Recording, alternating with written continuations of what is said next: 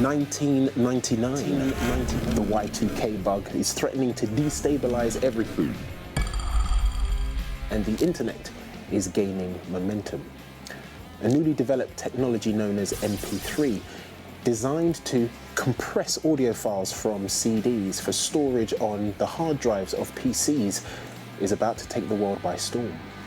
These Diddy files meant that we could now share music over the internet, and there was one piece of software that made it simple, accessible, and universal.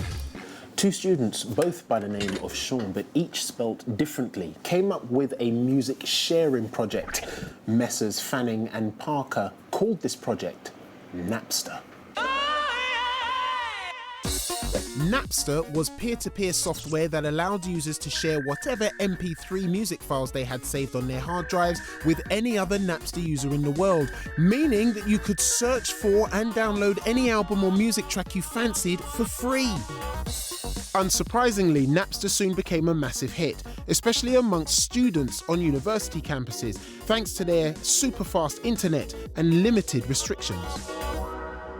With MP3s now being shared for free by Napster users globally, and the MP3 player allowing them to take their music anywhere, music lovers could rejoice. But not everyone was happy. Music sharing, of course, was illegal.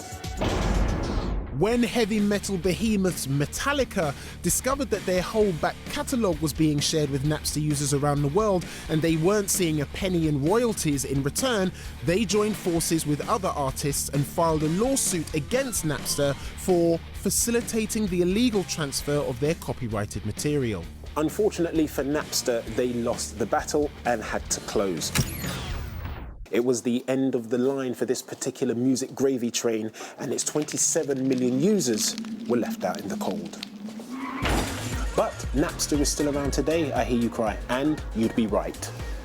It may not be as big as Spotify or Apple Music, but Napster is now a legal music streaming platform. But do they have Baby Shark? They do. It's not for me, it's from Adora. Well, normally I'm holding the gadget in question, but this is the first software nominee.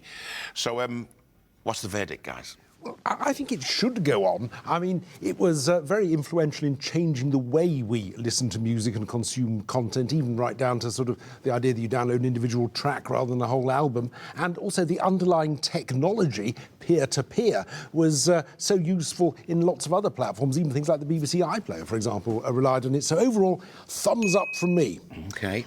I completely agree with absolutely everything you say, John. The only issue I have with it is that early version of Napster, it was controversial, you know? It put some musicians out of business. And for that reason, that particular early version, I'm afraid it's a thumbs down for me. Oh, gosh, which means we've got to tie in. Our musician has to decide. Musician.